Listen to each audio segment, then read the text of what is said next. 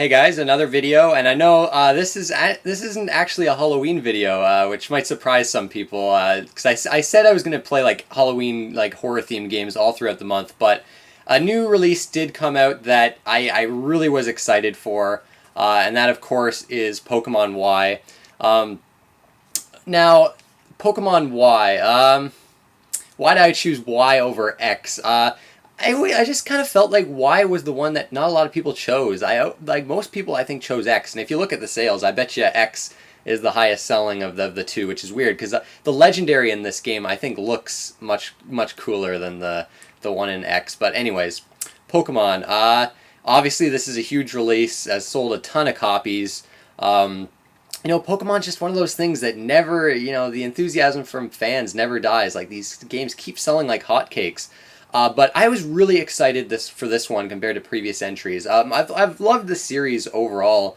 I started with Red and Blue way back when they came out. I was obsessed with Pokemon back then. Watched the show, traded the cards, and that game was like my first probably video game addiction. I think I think I've said Diablo 1 or 2 in a video, but really that was probably it. Like I would just play that nonstop. I never did get all the Pokemon in those two games, but I really love those games, and I played like maybe half of Gold and Silver. I did complete Ruby when it came out. Diamond and Pearl I never touched, and I've beaten Black and White, but I didn't touch Black and White 2. So I kind of skip every other game. So I call myself kind of a casual Pokemon fan. I'm not like a hardcore fanatic. I never really try to go and catch all the Pokemon, and I didn't with this game either. But I did kind of catch every Pokemon that I saw in this game. If I saw a new Pokemon, I'd catch it. So I have quite a big collection of Pokemon throughout this game. But anyways, the graphical improvements of this game, like the 3D visuals, are what sold me on it originally. But this actually has a lot of key improvements over previous entries that I didn't know about until like shortly before the game came out, and they really make this game fun.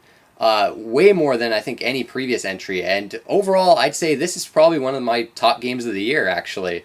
But I'll start with the story. The Pokemon games have never been known for their stories, and this one, honestly, I can't even tell you what it's about. I just kind of skipped through any kind of thing to do with story in this game. It's just really uninteresting and basic.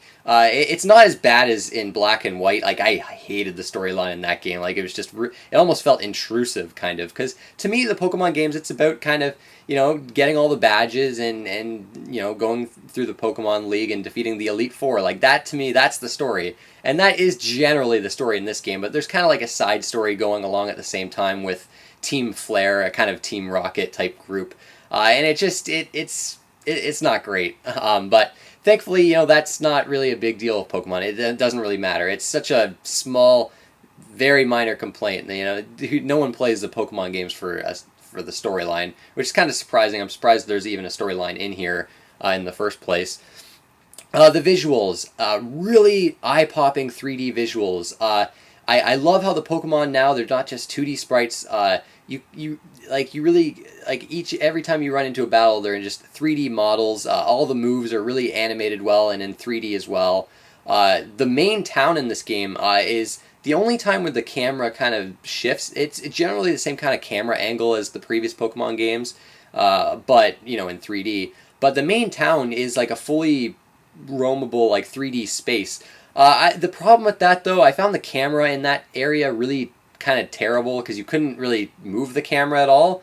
So I found myself bashing into things, and I found myself getting lost. Like that whole town I think is almost too overwhelming. I know there's a taxi you can use to kind of go all over the place, but I don't know, I always got lost in that main city. I just, from a design standpoint, it's beautiful. Like the environment in this game, the Kalos region, is kind of like almost like a Paris-inspired region, and it's really nice to look at, really fun to explore. Visually, it's quite a good-looking game. I've seen better 3DS games, obviously, but it'll be interesting to see where they go from here, if they're just going to use this exact same graphics engine and not going to spruce it up for the next one. But it's definitely a great-looking game, and I'm so glad they finally did this. 3D, the actual 3D on the 3DS, this I found very odd in the sense that there's 3D in battles, but not when you're actually exploring the environments. And when you do turn on the 3D in the battles, the frame rate like chugs like really heavily. And I'm guessing that they had some kind of problem with the frame rate in the like major problems in the explorable environments, and they couldn't really get it in time for a deadline, or they couldn't rush it out in time. So I'm sure the next Pokemon game might be in full 3D, but this one's not, and the 3D itself isn't even like good. Like it's honestly, I didn't even notice the 3D taking effect or anything. A very minor complaint, but it was noticeable, and I found it very odd. Now gameplay. Here's where there's a lot to talk about. Well, actually, I forgot I'll just quickly mention the music. A lot of kind of redone tunes from Pokemon Red and Blue, and I'm sure a lot of the other Pokemon games. There's some good tracks here and there. Nothing too memorable. I've always found the Pokemon soundtracks to be kind of, I don't know. They're not. I don't know. Not really memorable. Like it's not bad. It's just a lot of it's kind of generic, like RPG music. There are a few good tunes in here. I noticed a couple of them were good. I've always loved the like kind of remixes because I love the soundtrack in Pokemon Red and Blue.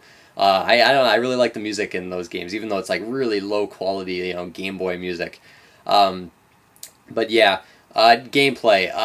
It's generally kind of the same as the previous games, and I know a lot of people would probably complain that the formula, they haven't changed it enough. But to me, like that core formula of Pokemon, I think it just works so well and is so engaging that I don't think they needed to change it too heavily. And the changes they did make are quite good.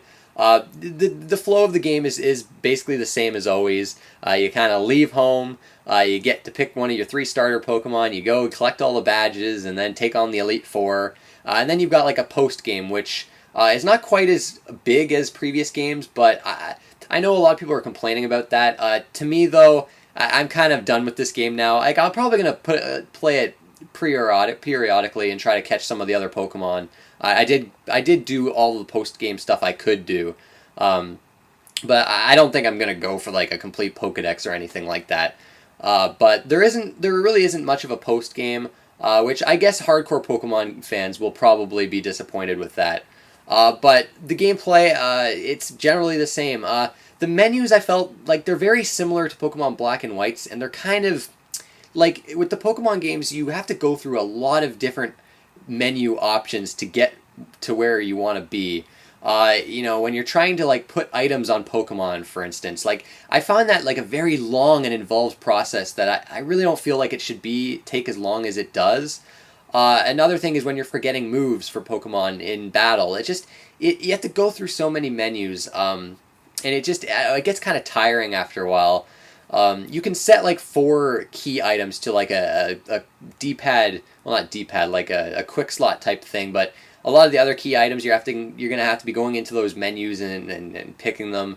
And I don't know, the menus I think could use some work for the next Pokemon game.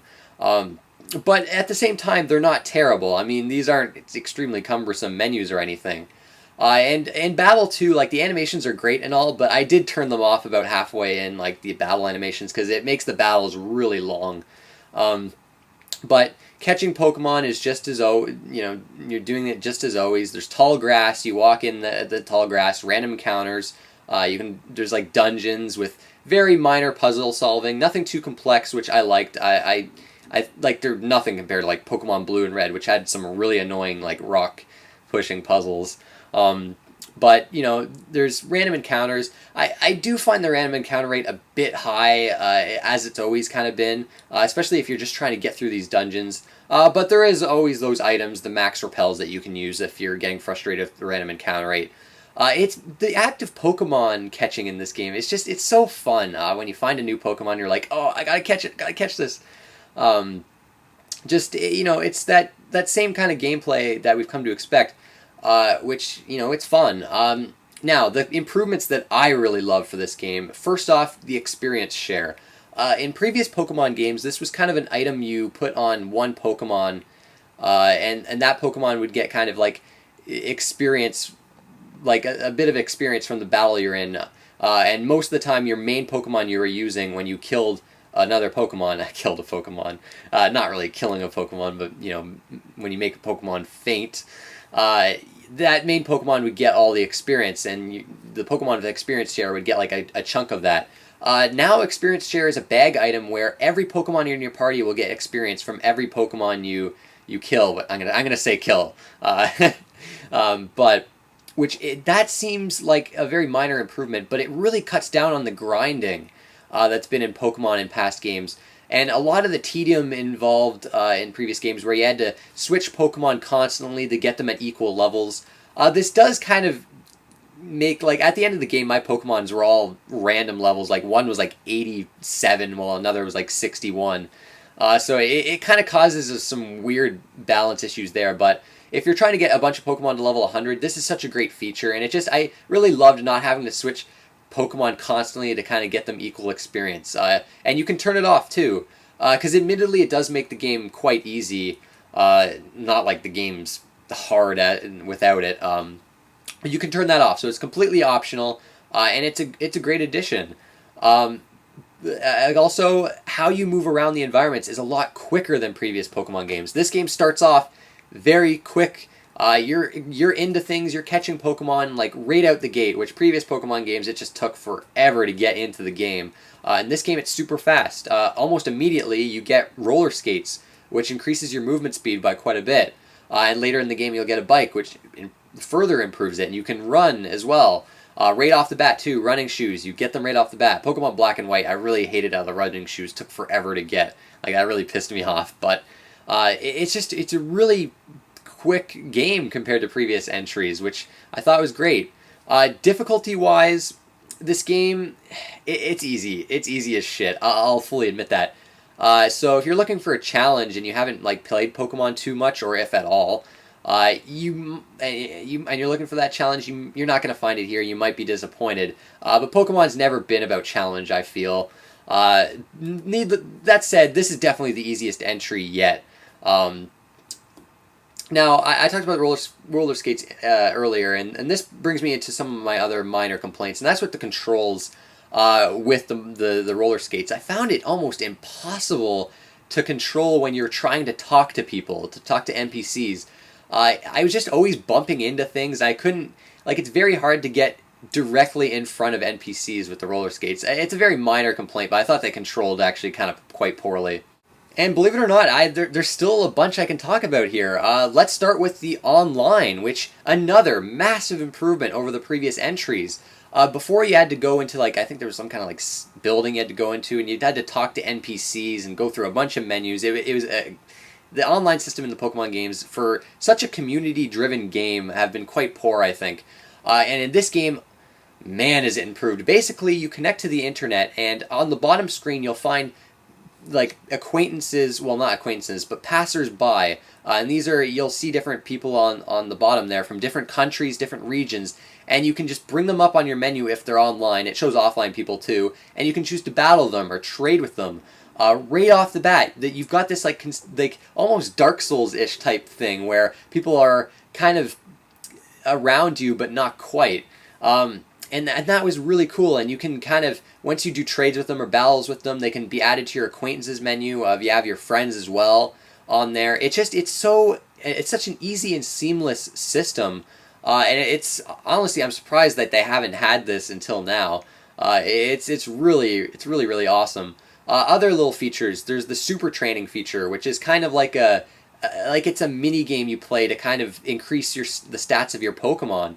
It might seem like a minor thing, but if you want to concentrate on attack or defense for a certain Pokemon, you can do so with this training mode and make them, make your Pokemons even stronger. I didn't really mess with that thing too often. The mini games are kind of, they're okay. It's something that's there for, I think, for the more hardcore fans. But again, it's a really cool little neat feature that's packed in there. The Pokemon-Amie, which is like a thing where you can pet your Pokemon, and I think it increases their friendliness and things like that. You can give them food, and these kind of systems all interact online too. The post game has a really cool Safari option, which depending on what friends you have online, well, not online, your actual friend codes, they'll have their own Pokemon Safari that you can visit, and you can catch certain Pokemon.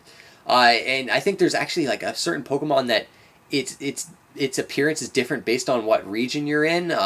There's just all these cool different online elements to this game that I find this really, really cool. The character customization is also improved in this game. You can buy clothes at shops, and you can equip your character with these clothes, and there's tons of different clothes to buy.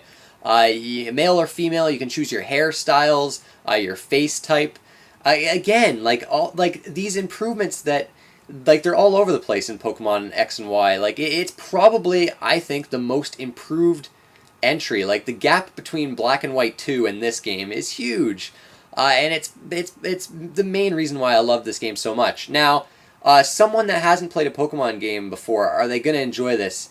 That's a tough question. I think this is definitely the best game to start with. I would say just completely skip every other game and go right into this one.